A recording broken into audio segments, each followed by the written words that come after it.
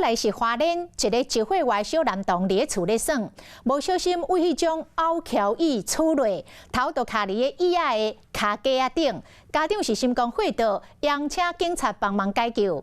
加在这个消防员及时赶到位，用家私甲这个凹桥椅甲震开，甲囡仔救落来。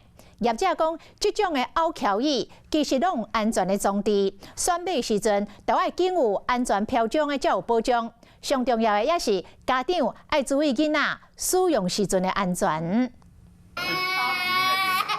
这个囡仔一直靠一根管径介微调的，原来伊是好加剪椅卡着头壳，这个椅啊想要甲扭起来，依然是扭袂开。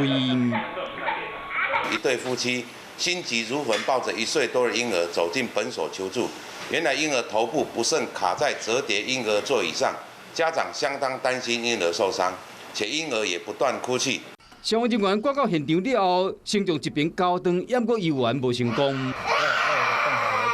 想要搁加另外一边，这个关键真细致，也毋过这时囡仔已经挡袂牢，徛起来，边仔大人拢捡一条，甲在最后有顺利甲救出来。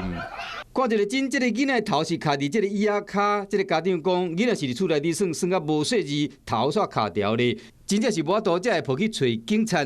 代志发生后，互人烦恼讲，这款椅的安全性，业者讲这拢有安全的装置。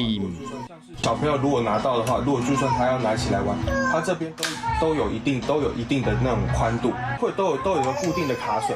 安全上的器材的话，我们都会建议到实体店面去购买。因为上面的话我们都有安全检验标章，小孩使用的话要在大人的视线范围之内。就算买有认证的物件，上要紧的是家长要提高警觉，随时要注意囡仔的状况。